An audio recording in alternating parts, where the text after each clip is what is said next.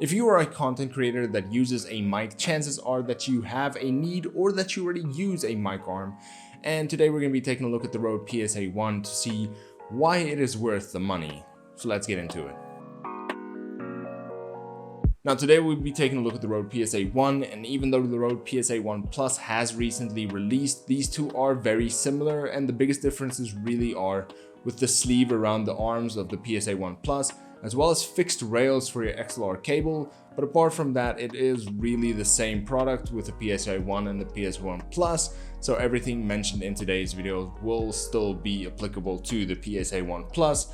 So if you're looking at getting one of those, this video will still kind of be a good indicator of whether or not it is worth the money and why it is worth the money.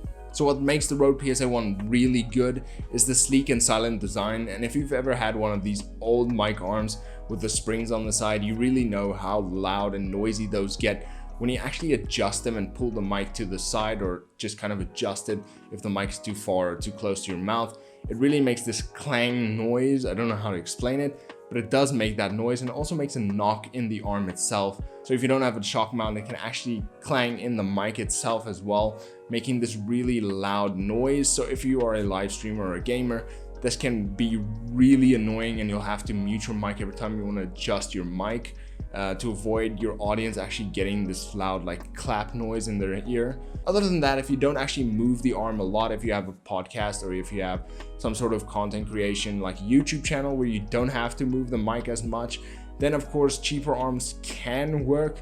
But if you are someone that really likes to move your arm a lot, then of course that can really be problematic for the audio of your content.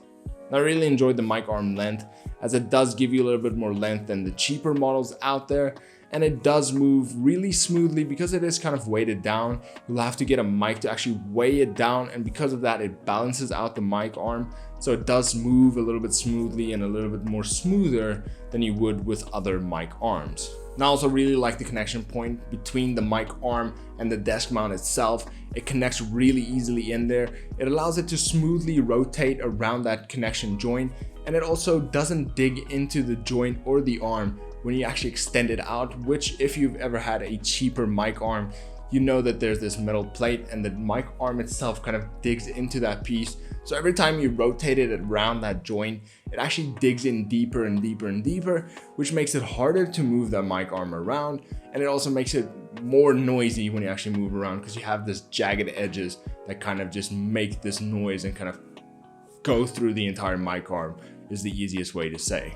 And then another cool little thing about this mic arm itself is that you get this in-desk mount as well with your PSA1, and that allows you to actually drill a big hole into your desk. So if you have a large desk for podcasts where you have multiple mics and you want all of your mics coming from the center of the desk, you can actually drill a hole into the desk, add that little plastic mount in there, and connect your mic arm in that slot there, instead of having to clamp it on the side of a desk and having the mic come from the side.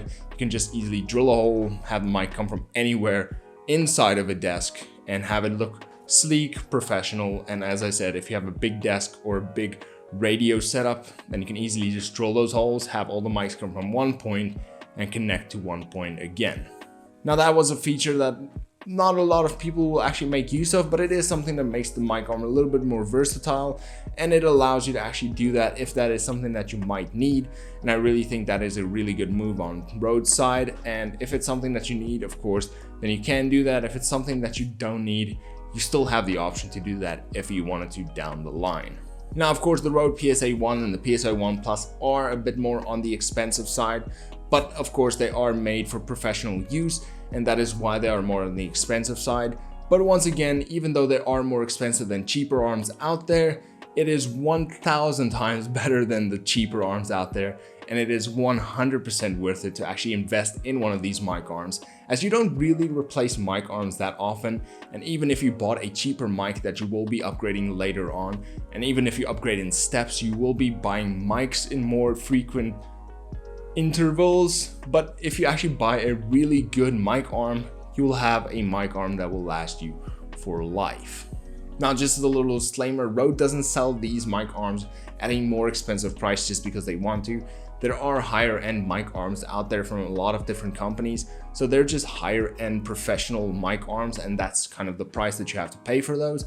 And of course, if you don't have a need for a higher end mic arm and you just want something that can actually do the job, then of course go out and buy a cheaper one. Don't have to worry about it, but this is more aimed towards gamers, streamers, and people who move their mic around a lot and have that annoying sound and the annoying clang noises of the springs and everything, and you want to get rid of that and you want something more professional, something that will last you a little bit longer, then of course getting a Rode PSA1 really is worthwhile. And that is it for today's video. I hope you guys enjoyed it, and if you did, please leave a like and subscribe. And also, if you have any questions on this mic arm or the cheap one that I've been using for almost 2 years now, leave them down in the comment section below. I love to check those out. And then as always, until next time, cheers.